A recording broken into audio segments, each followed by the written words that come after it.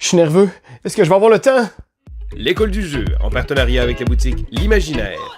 Au-delà de vos attentes.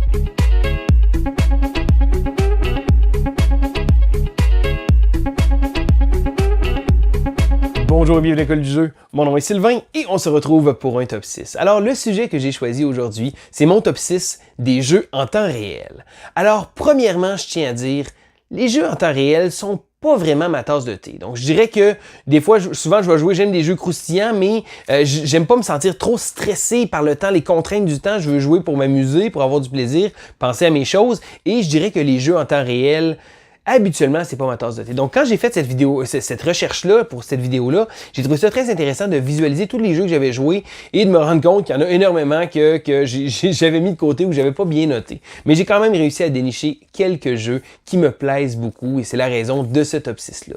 Donc, comme à l'habitude, je commence toujours avec les jeux que je n'ai pas joués, qui auraient peut-être pu faire ma liste. Dans la liste des jeux, je sais qu'il y a Space Alert et Space Cadet, qui sont des jeux très populaires. Je n'y ai jamais joué. Je sais qu'il y a des gens qui aiment beaucoup ces jeux-là.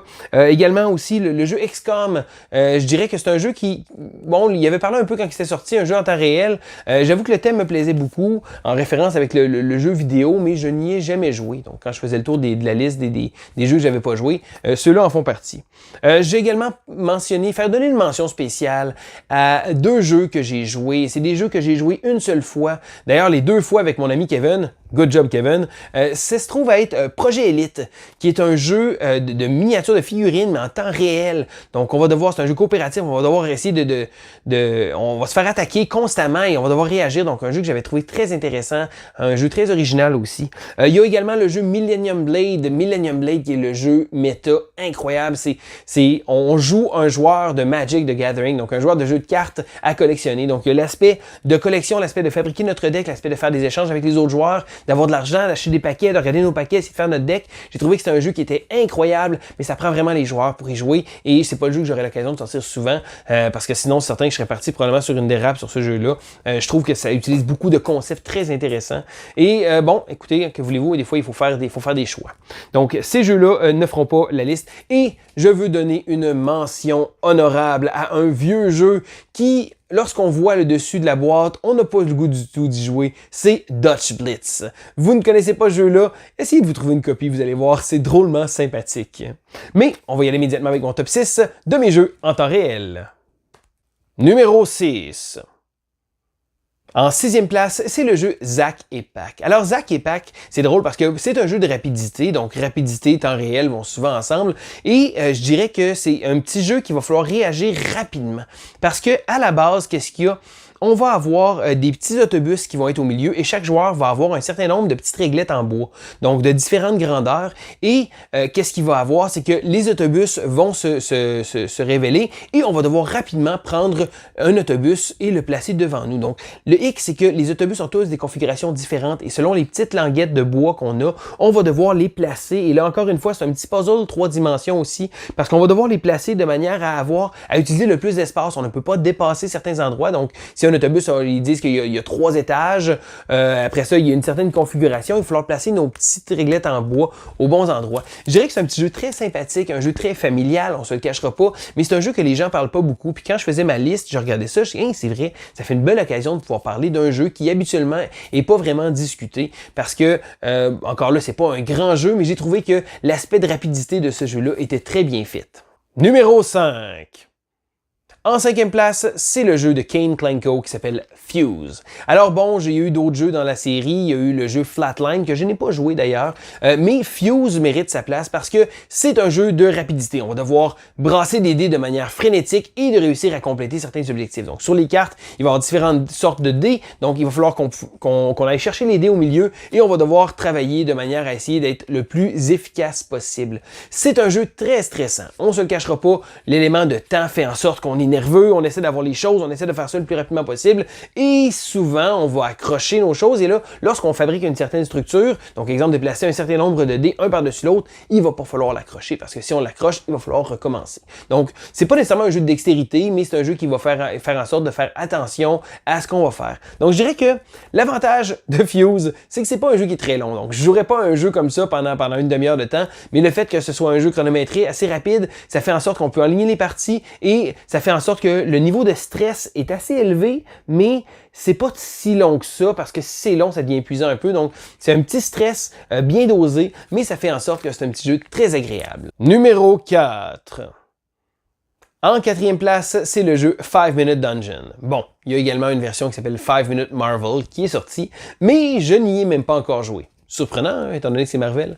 Donc, dans 5 Minute Dungeon, c'est un jeu coopératif où tous les joueurs vont devoir jouer des cartes pour vaincre des monstres. Donc, chacune des cartes va avoir certains icônes et on va devoir tenter de jouer de manière très frénétique. Parce que on a un chronomètre, on doit rapidement passer à travers le donjon, vaincre tous les obstacles, donc il va y avoir des nouvelles cartes qu'on va retourner, et là les joueurs vont jouer les cartes de manière frénétique au milieu, en essayant de jouer les bons icônes, en essayant de pas trop se piler sur les pieds, parce que si jamais on a joué une carte puis un autre joueur l'a fait, on va gaspiller un peu nos cartes.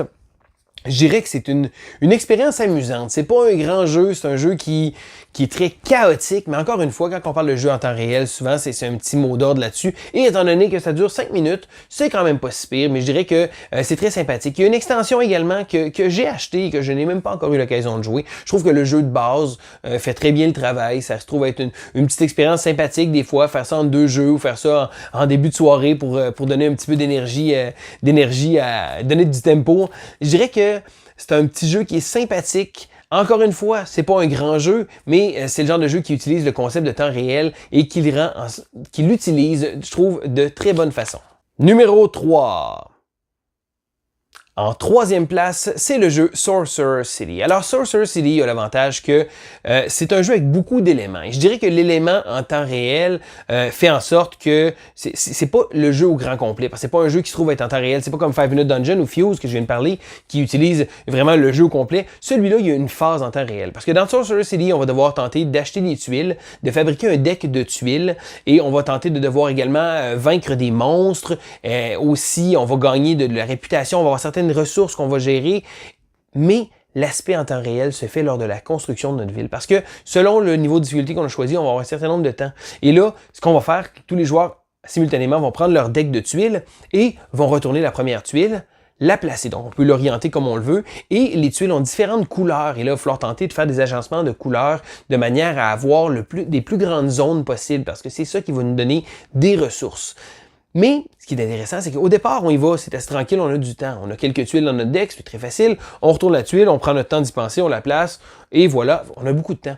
Mais plus les rondes avancent, et plus on a des tuiles, et plus on a des choix à faire, et moins on a du temps. Parce qu'au départ, les 2 premiers rounds, j'avais l'impression de dire l'aspect en temps réel n'est pas très bien réussi, je trouve pas, il y a beaucoup de tension. On joue au niveau médium aussi, on n'a pas joué au niveau difficile.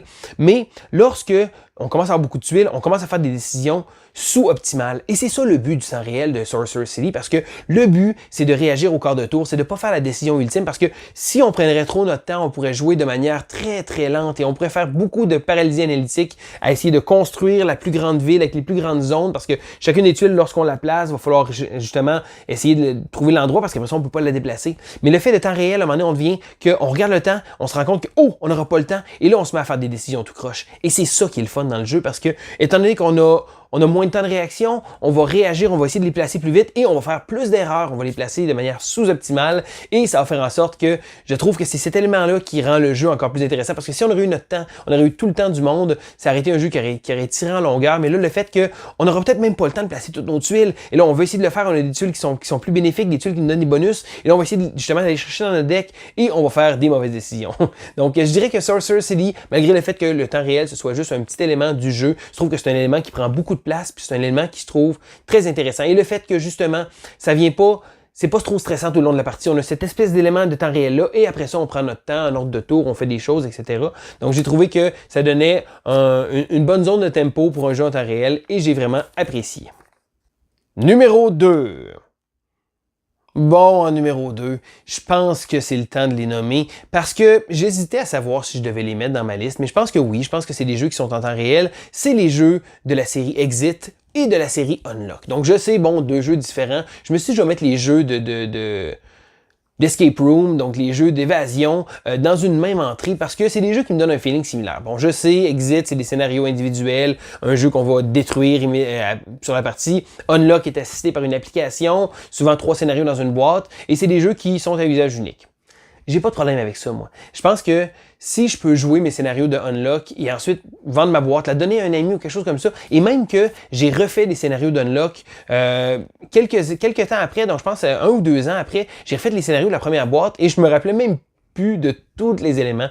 Et c'est des jeux que j'ai vraiment aimé aussi rejouer. C'est arrivé une fois que je voulais montrer ce jeu-là, j'avais fait le scénario il n'y a pas trop longtemps, et là j'ai pris un petit côté un peu plus reculé. Donc, je dirais que certains qu'il y a beaucoup de monde, bon, ils n'aimeront pas ça, ils veulent être impliqués directement, mais moi, ça m'a pas dérangé de voir comment les gens réfléchissaient, de voir où est-ce que moi je me suis planté et que les autres ont réagi immédiatement. Hey, il faudrait faire ça. Hey, incroyable. Et de temps en temps, je pouvais me permettre de pouvoir donner un petit cue pour essayer d'aider les autres. Donc, des jeux en temps réel, des jeux d'évasion comme ça, c'est très populaire. Je sais qu'il y en a énormément, mais pour ma part, j'ai vraiment à côté sur Unlock et Exit sont les jeux de ce type-là que je préfère. C'est des jeux en temps réel parce que oui, on est chronométré, on a 60 minutes habituellement pour réaliser le mystère, trouver la solution, réussir à passer au travers de tout ça. Et j'ai trouvé que c'est des jeux qui, malgré le fait que oui, ce soit en temps réel, c'est pas des jeux qui sont énormément stressant, j'ai pas l'impression de me faire courir après. Bon, c'est certain quand on arrive vers la fin du scénario, on regarde, on est rendu à 46 minutes, ok, il faut se dépêcher, il faut essayer de clencher ça. Et j'ai trouvé que c'est des excellents jeux qui méritent d'être essayés. Numéro 1. La première place de mes jeux en temps réel. Et encore une fois, je pense que c'est une première place qui mérite vraiment une note parce que c'est un jeu qui date déjà de plusieurs années. C'est un jeu qui date, je crois, presque d'une dizaine d'années, si je ne m'abuse. J'ai pas la date en face de moi. C'est le jeu Galaxy Trucker.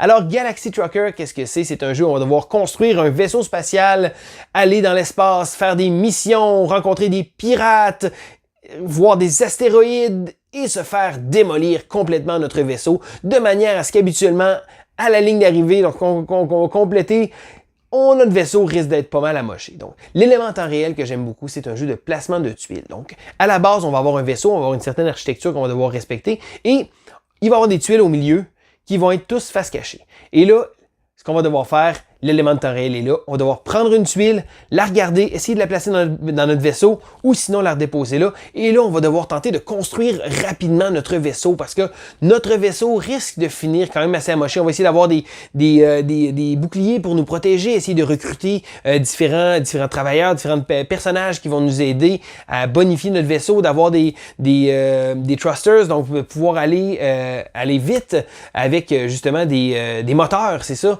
Je dirais qu'il y a plein de petits éléments comme ça. On va devoir tenter de faire en sorte que notre vaisseau ait pas trop de pièces exposées, parce que si les pièces sont exposées, ça se pourrait qu'on soit pris dans une tempête solaire et que notre vaisseau explose, parce que oui, c'est quand on va se faire attaquer pendant la deuxième phase du jeu, eh bien ça se peut que ça fasse des trous dans notre vaisseau et qu'après ça, ben si jamais les pièces se détachent, eh bien toutes les parties s'en vont. On va devoir tenter d'aller chercher des ressources, essayer de pouvoir les vendre, essayer de pas trop perdre notre temps, parce qu'on a un aspect de course, parce qu'on est autour d'une grande track comme ça, et là si on s'arrête pour aller chercher des ressources, eh bien on va perdre du temps, on va peut-être pouvoir bénéficier de ça, mais je dirais qu'il y a plein de petits éléments comme ça, et l'élément de vitesse, de fabriquer son vaisseau est vraiment génial. J'ai vraiment beaucoup de plaisir. C'est un jeu que ça fait longtemps que j'ai pas joué.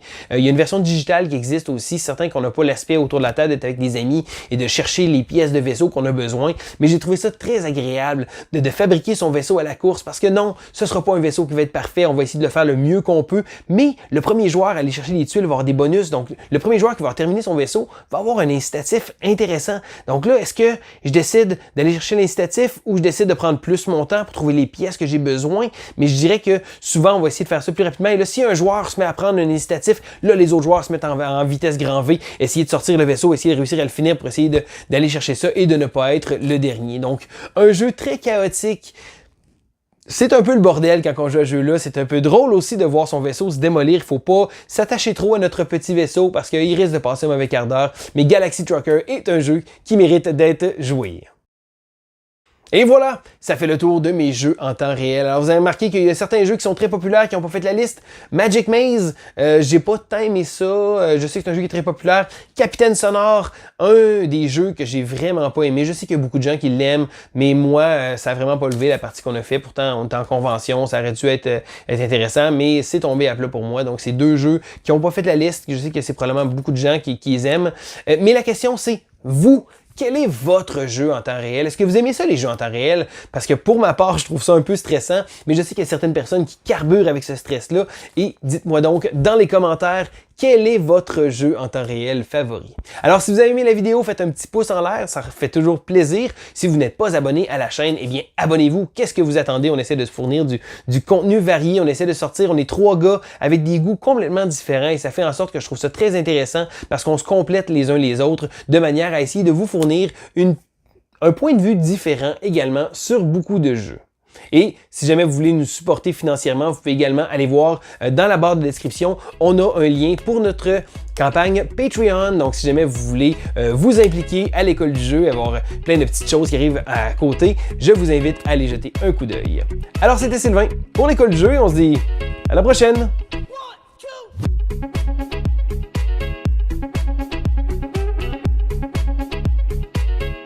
Bon, combien de temps ça m'a pris cette vidéo-là? J'ai-tu réussi à faire mon temps?